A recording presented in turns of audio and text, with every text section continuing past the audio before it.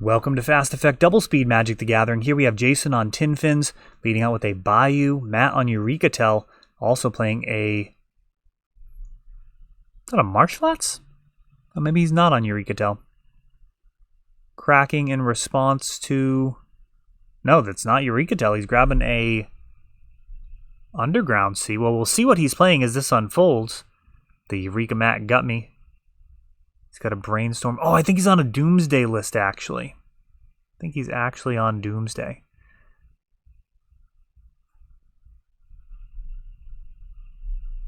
Resolving Brainstorm and then dazes the Entomb. Entomb. Such a dangerous card, and usually correct to stop the Entomb, as it does make all of the Exhumes and Reanimates and Shallow Graves, whatever type of reanimation spells, basically just become auto wins. Now we've got a Defense Grid, which is going to shut off the rest of Matt's counter magic for the game. And that's off of a Dark Ritual, which leads into another Dark Ritual. Jason with the full 3 mana to work with. That could be just about anything. Oh, a Wishclaw Talisman. And it's being used. Interesting.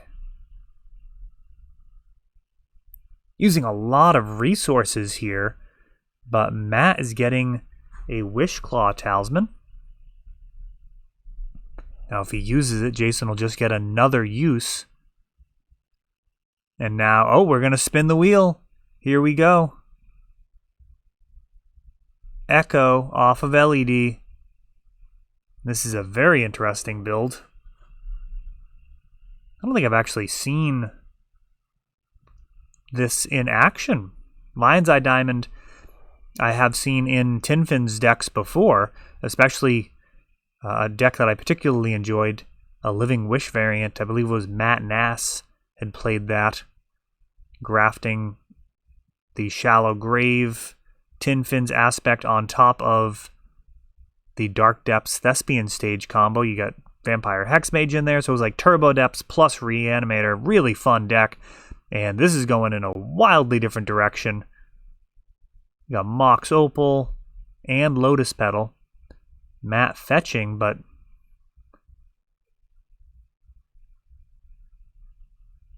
just main phase Ponder. Now Doomsday can absolutely win off of a single mana. Just Dark Ritualing into a Doomsday, and depending on what else they have. Well, I suppose they also need mana to draw the card. Yeah, so that's fair. So not quite. You need a couple of mana. But using that Lotus Petal. Whoa, turn pass back to Matt. Alright, so Jason out of gas. That Echo of Aeon's not really helping him.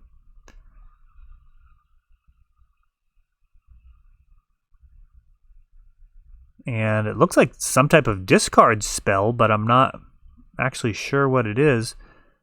Grabs a Shallow Grave, leaving Echoing Truth. Shouldn't be a problem.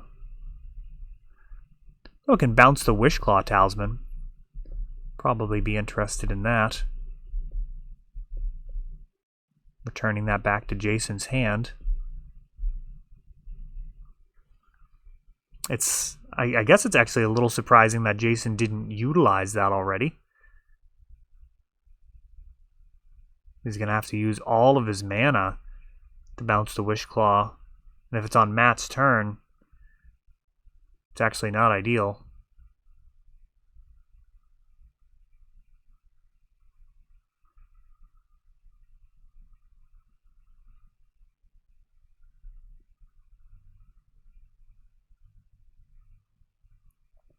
What am I seeing here? Is that a personal tutor?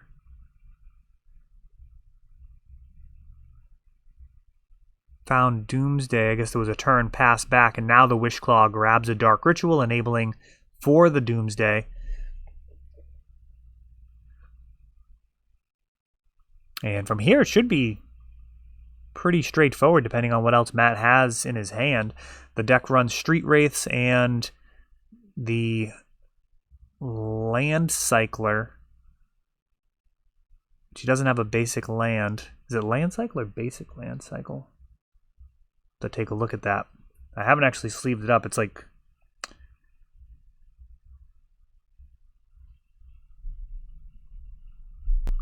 yeah, Edge of Autumn is any land, so that's fine. Doesn't have to be a basic. Sacrifice a land to draw a card, plus you got your Street Wraiths. So is Matt going to need to pass the turn, however?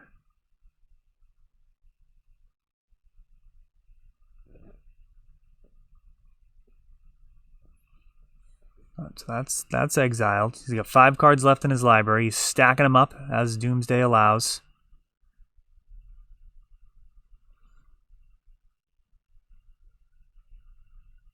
Well, it looks like he's consulting his hand. Now, this might have been his first outing with the deck, so it is totally possible, based off this body language, this may have gone awry.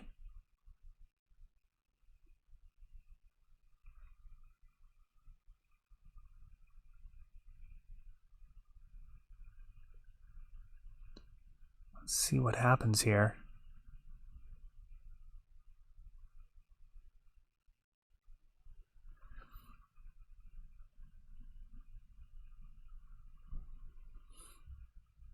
I'd be interested to see. It looks like he's now showcasing the entire exile to Jason. Now, if he did make an error, it is very, very unlikely for a judge to not allow you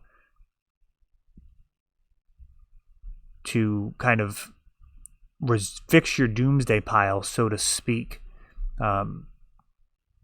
It's pretty tough. Like, if you haven't actually resolved the Doomsday and put the Doomsday into your graveyard, it's playing it pretty tough to not allow your opponent to, you know, for example, if you fetch the wrong land, it is pretty difficult to get a judge to say, yeah, I mean, he hasn't finished shuffling, he hasn't presented the deck, but, you know, he did put a Tundra onto the battlefield for a split second before picking it up and considering getting a basic land. Those judge calls are pretty difficult. And while you do want to avoid them when possible, if you do catch yourself in the middle of an error, that is a decision to make. I know Matt's got a lot of integrity, and he might kind of cringe at the idea of moving backwards during the resolution of a spell, but that's an interesting question. I would like to talk to judges about that in the current environment. I know it was certainly a very different thing when I was coming up playing Magic very competitively, you know, tournaments 5-6 times a week, much bigger events on the weekends, and you know, it was a different feeling altogether in terms of the level of competition, the money that was on the line. It seems like Magic is much more casual now in that regard, and it seems like it would be a pretty difficult thing to get a judge to say, yeah, you know, even though he hasn't resolved the spell, we're going to go ahead and... Nope, finally, Wishclaw Talisman bounced and replayed. Going to hold somebody to something when it hasn't really moved the game state forward. Mox Opals, functioning kind of as Lotus Petals, and now, finally, the Entomb. So yeah, I wonder. This has been a really odd game. You don't typically see Doomsday lose once it resolves the Doomsday. Wishclaw Talisman used one more time.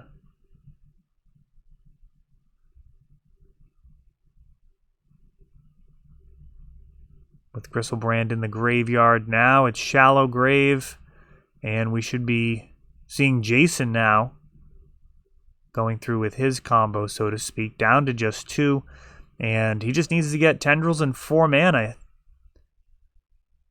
It's going to draw 21 cards to try and make that happen.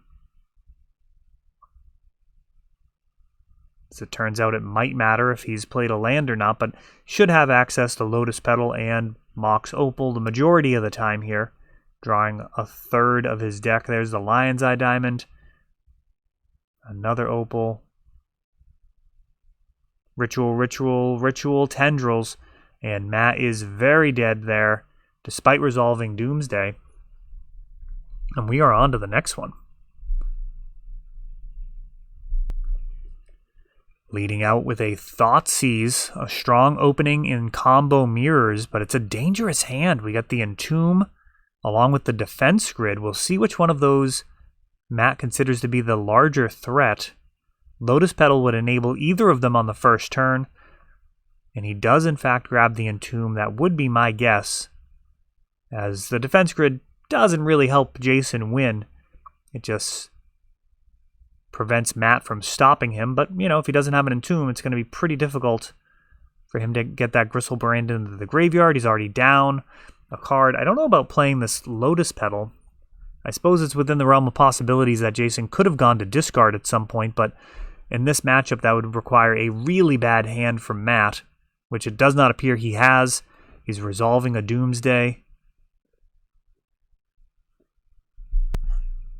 And skipping forward, passing the turn, Jason makes a Verdant Catacombs land drop and has to pass the turn, and this cannot be good for him.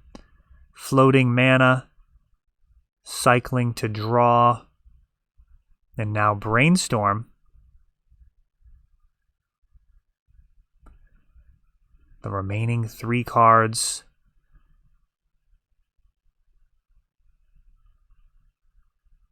Thassa's Oracle.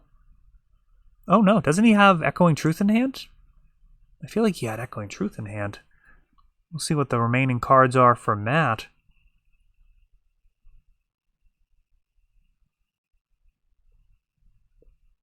This could be some False Hope.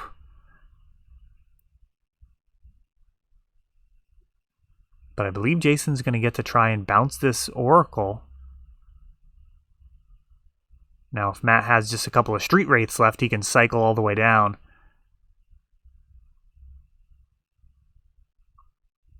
But that is not the case. And those are some of the lumps that you take. Matt, one of the more accomplished players that we have, but taking on a new and very complicated deck, making the error there and walking into the Echoing Truth. Of course, normally when Thassa's Oracle's trigger resolves, you have no cards left in your library, so Echoing Truth not a consideration, but there, with the way that those piles were made, he was actually stopped because of the Echoing Truth in a devastating turn of events. That is all for this one, but don't worry, there is a lot more. You can check out our older videos, and we're always putting out new videos from ELD's Time Vault Games in Bellingham, Massachusetts. If you want to help the channel, of course, you can like, subscribe, share, tap that notification bell so you can know the next time our new videos come out. Thanks for watching.